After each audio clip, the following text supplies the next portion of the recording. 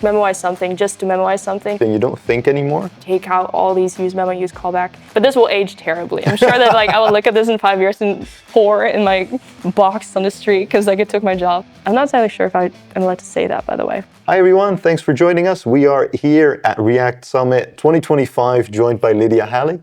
We'll get into some talks with regards to React Summit, and we'll end off with a little bit of more ideas and randomized questions. So let's get into it. Sounds good. Let's talk about React Compiler. You just had your talk. I'm wondering, why does React Compiler exist in the first place? We often have to memoize stuff in React just because of how its rendering system works. And that's just how React is designed. But for a lot of developers, that's definitely a burden, having to use memo, use callback every time that there is either an expensive function or an object. So first you have to identify, okay, will this part rerun whenever the parent component re-renders, or is this memoizable enough? And as I said in my talk, it's very easy if you don't have the right linter plugins to accidentally forget to add stuff to your dependency array in a use memo, which then breaks the entire memoization chain. Or what I have sometimes had is that I add a value to the dependency array, but it's an always changing value. So then you're breaking your entire memoization that you had for that component. So all in all, it's just pretty error prone, and it just requires a lot of maintenance, especially as your code base grows. So React Compiler kind of just takes that away from developers. It's more shifting that responsibility to React itself. It's okay, we know that you often have to memoize stuff in your React components just due to the way that our rendering system works. And React Compiler automatically, helps with memoizing the right values in your components, so developers don't have the burden of that anymore. And the nice thing with Compiler is that it can get really granular. So with use memo, of course, we could sometimes maybe memoize an expensive computation, or with use callback an expensive function, and so on. But as I also said in my talk, React Compiler is able to memoize JSX, or really tiny variables that normally developers wouldn't really memoize with use memo. Okay. It's both easier with Compiler because we don't have to think about anything. We can just write clean code. But then also, in a lot of cases, it gets even better performance just because it's able to memoize more than what we normally would if we would use memo manually. It's going to solve it kind of in an automatic way. Is there still room for using use callback or use memo then from a developer side? Yeah, you can still use it. If it's still in your code base, React Compiler would either automatically strip it out, and then, because we have a use memo or a use callback and then the callback function, it would just strip out use callback and just use that callback function instead. Also, in a lot of cases, you can just enable React Compiler, and if you don't want to memoize a specific component, you can use the use no memo directive on top of that component. So in that case, you're kind of opting out of just memoizing that component and keeping your own manual memoizations in anyways. But yeah, generally, if you want to move over to Compiler, I would say keep all the use memo, use callbacks in there in case you do want to turn it off eventually, so you don't have to undo all your previous undos. Yeah, because Compiler will take care of that automatically. Interesting. I like the idea of not having this cognitive load of rendering cycles and then figuring out what to use callback or use memo for. Yeah, you just want to write code. Yeah. The only additional thing now is I have to actively say, okay, if I don't want React Compiler to kick in. Is that additional? I mean, you enable React Compiler. Yeah. So if you don't want it at all, then of course you don't have to enable it. Yeah. But yeah, if you don't want it for certain components, then you can use the use no memo directive, and it'll skip that specific component from being memoized like that. Yeah. But of course also, if you break any of the rules of React, or like I said, more complex patterns, and it's not sure how to optimize it, Compiler will always choose the safe side. It won't try to just memoize something just to memoize something, because if that goes wrong, that would really break your app. If you accidentally have a cached value that should be recalculated on every render.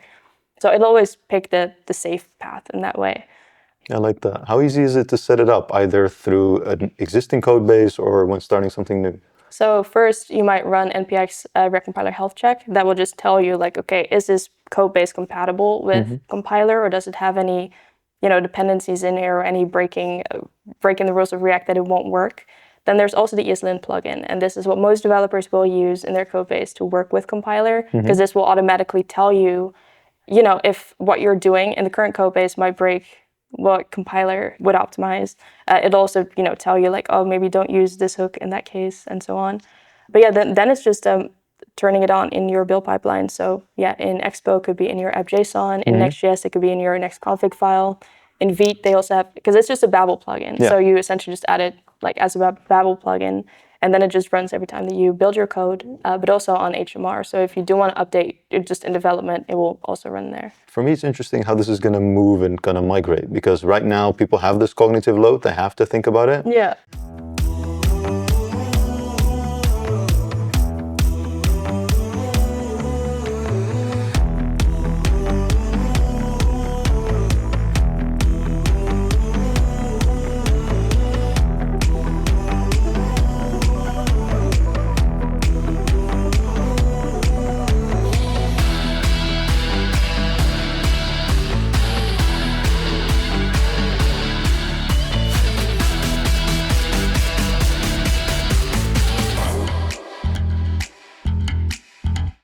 And then when you use React compiler, you don't have to think about it all of a sudden. Yeah, will people still like use it, you think, or will they use it more consciously, or it's just going to be out of the tool belt because you don't have to think about it? I mean, I feel like eventually people won't have to use it anymore, but like it is definitely like backwards compatible, because of course you cannot, like a lot of Codebase, of course, like so many Codebase stuff use memo, and it's not like you can only use compiler if you don't take out all these use memo, use callback calls.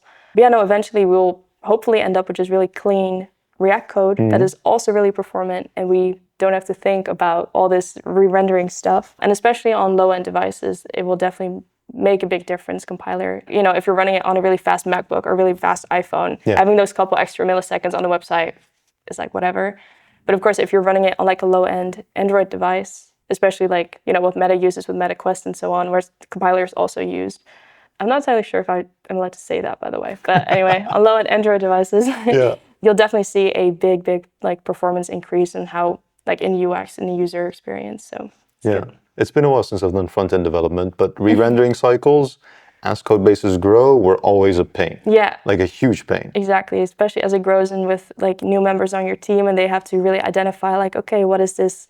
To be focused on use memo, use callback specifically now. Like, okay, but why do we need this dependency? And if you change anything, you need to add it to the dependency array. It's just, and of course, like there are linters for it, and like in VS Code, you can, or in Cursor, you can see like, oh yeah, I have to add it, but still, it's just like mental overhead. Yeah. It's like tooling around this problem that we have. Exactly, yeah. And so again, like it's shifting kind of the responsibility from the developers to React itself. I like that a lot. Is this going to solve most then re-rendering problems, or what remains after you've incorporated React compiler? I mean, I feel like eventually they might integrate it with other, it could be optimized for other kind of rendering engines as well, JavaScript engines. So in that case, you can run React code really fast if you're running it on, for example, like Hermes, stuff like that, on mobile devices. Also, just having compiler in general, of course, it makes sure that you're not breaking any other rules of React that might be kind of forgiven now, but compiler just won't work if you're not, like if you're using those. So in that sense, it could also help you just to write better React code. Yeah, I feel like that's a trend in the industry. Like we come from frameworks and a lot of cognitive load, and now we see that the simpler it is for developers to execute and kind of use code as a means to an end to achieve something, the better it is also for maintainability, for it easier for people to step in, specifically with regards to conventions. For sure, yeah. Like this is a trend that I think is going to hold strong. Yeah, I agree. Yeah, but then also everything is going to be kind of solved because you don't see the rewrites, right? That happens. No, it all happens, and you also get to keep the source maps from your original code. So when you're opening DevTools or anything like that, you won't see that it changed the code because the original source map, so the original kind of structure of your components is still there. Yeah. So that's super nice that you don't have to, I mean, everything I presented today, you can just forget about it. Like it's, no one has to ever think about it, but just the fact that it happens, and also kind of the engineering that went like to build compiler, I find really impressive, and a lot of respect to the people at Meta. Can you touch a little bit about that? Because I mean, building this thing and then keeping in mind all the existing code that is there with regards to backwards compatibility, that is always a challenge in and of its own. For sure. Yeah. Well, what do you want me to touch on specifically? Mainly how they created this thing, because it's a lot of logic that goes into compilers. It's trade-offs with regards to performance. Yeah, I mean, I'm of course not entirely sure how they how they started and where it is now, but compiler itself, I mean, if you know, like, I guess the basics of compiler theory, it's just like, I mean, I'm not even sure if it's like, if compiler is the right word. I know there's a whole discussion around it, because it's not like we're compiling it to a, you know, lower end language, which is normally what compiler is. It's almost like we're transpiling it back to JavaScript. But yeah, no, the whole process, I mean, the fact that they're using, you know, first the high level intermediate representation, that's pretty obvious. But then they're also using like stuff like SSA, so the single static assignment, to just make sure that it really understands the data flow within a single component. And that's pretty complex. Like it shows that, the people at Compiler really thought about getting the best performance out of it as well. Not entirely sure how to answer that question. It's like a big one, but yeah, I get that. With regards to kind of working with React, this was always a pain point. Now that it's kind of solved already, is it production ready? Let's start with that first. No, it's a release candidate. Release candidate. Yeah, so as of April 2025. Yeah. It was beta before that, so people can use it in their apps and see if it works. I mean, Meta has been using it internally in a lot of their products. And of course, I'm not entirely sure if they're using the exact same versions or if they're using kind of internal modifications of that to make that work in Instagram and stuff like that. So people can like incrementally move over and see if it does anything for their apps, because like it's so easy to just opt out by just not enabling it anymore. Exactly. So it's easy. But so far as I know, no other like bigger companies have really turned it on to really see, to get good metrics on like how much it improved. I know for like Instagram, I believe they got like a 30% improvement just turning on Compiler. That's incredible. That's really good. Yeah. But yeah, I'm not sure for any other numbers so far till it's like out of stable, I guess. Yeah, if it really fixes this pain point of re-rendering, which I think is bringing this huge cognitive load, what do you think is still missing then? What other frameworks offer with regards to developer experience or people creating code within React? Oh, do you still see any pain points? Because I don't even think you have to really use like state anymore. Because like if it can just track reactivity within the variable, then it would just do that automatically for you. And that's of course also why a lot of people liked stuff like Svelte and stuff. You could just kind of like declare a variable. It was closer to HTML at that point. Yeah. Other than that, I kind of only see wins for React, which I know sounds really like one-sided, but more people are moving over to React. The community is growing, the tooling is getting easier and better, the code base is getting easier to maintain. I don't really see any big downsides to React anymore at this point, because that was definitely, having all these hooks and then having to memoize, that was, for me, the biggest pain point. And seeing how other frameworks solved it was like, man, that looks nice. So yeah, hopefully once Compiler is stable, we will also get to that point. It's funny that you mentioned that, because when a lot of new frameworks were introduced, it's like, okay, here's how you would do it in React, and look how clean it is. Yes, exactly. In this kind of newer framework. Yeah, and now it's like, no, look at us. We can also do it. Yeah. I mean, I feel like a lot of frameworks, they come and go, some stick a little bit, but React still stands tall, I feel like. Yeah, and people have questioned it a lot, and it's only growing. So no, I'm confident that React will only get better. Yeah, nice. So would you recommend then for people to, whenever they start a new project, to pick up React comparing to other frameworks, or is there still a use case for the other frameworks? There's always use cases, but I feel like having React, and then also, it works also on React Native. Like you kind of have the entire spectrum. You have like web, you've got native, you've got other integrated devices, like the Meta Quest or like all these things. To me, that's just the biggest win in React, and also just the community and the information around React. The responses that Cursor and ChatGPT give are often by default React as well. So like a lot of LLMs are trained on React as well. So it's just the easiest one. Of course, now with hooks, there was like, I guess, a steeper learning curve a lot of time in React. I don't really, because like I learned it back in 2015, so it's difficult for me to know how people would approach it nowadays when they don't have any experience. But yeah, like when you don't have to think about hooks anymore, or like memoization, it makes it easier for everyone, also for beginners to get into it. So that's very exciting. Yeah, I think that's important, especially for languages that have this level of maturity. To still be accessible for new learners is incredibly important. Exactly, and that was definitely difficult with hooks, I felt like. Cool. Yeah. Awesome. I have a few random questions on the table. They're not about React, they're not about React Compiler, they're more so about you and your opinion. Okay. I'm gonna let you draw one. Okay. Do you wanna point to one, and then I'll pick it and I'll read it? This one. Going with my intuition here, but it's never right. All right. What's one tech trend you wish would just go away? Tech trend. Yeah. AI generated code, vibe coding. Vibe coding specifically? I feel like a lot of the time, the code still that it produces is just not great. I love using these tools like Cursor and stuff to reverse engineer code bases, and when I'm starting something new, I can just get a really quick overview of everything that's happening in the code and where it happens.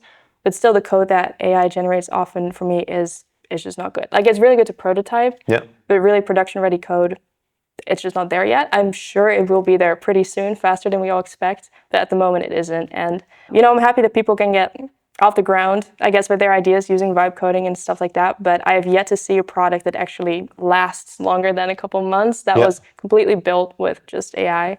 Also, I feel like it just gets, of course, like the normal ones, like difficult to maintain because you don't really know what your code is doing, blah, blah, blah, blah. But I feel like it's easier for me to get burnt out on a project when it's entirely made with just AI because I feel less of a connection to it. And the moment I feel like I'm not really in control of what like I'm working with, or that I don't really understand what it's doing, I'm also just less interested in it. And that's just, of course, my very personal opinion. Yeah. People are, of course, very different. But I feel like people should still see not necessarily pride, but also necessity in writing your own code. Because a lot of the time, I guess that it might make people feel a bit bad when they're like, oh, I could have just vibe coded this, push something out much faster, get all this MRR and whatever, people are tweeting nowadays. It's like, oh man, I could have been a millionaire by now. It's like, well, not really. Like, yeah, I mean, maybe if you had like a good idea and you actually also, change the generated code yourself, then for sure. But you cannot just rely at the moment on the entire output of generated code. So, I mean, I'm not wishing it would go away. I'm just saying it's not quite there yet. Yeah. So people shouldn't think that it's, that AI is going to take over software engineering just yet. But this will age terribly. I'm sure that like I will look at this in 5 years and pour in my box on the street because like it took my job, I guess. Yeah. But.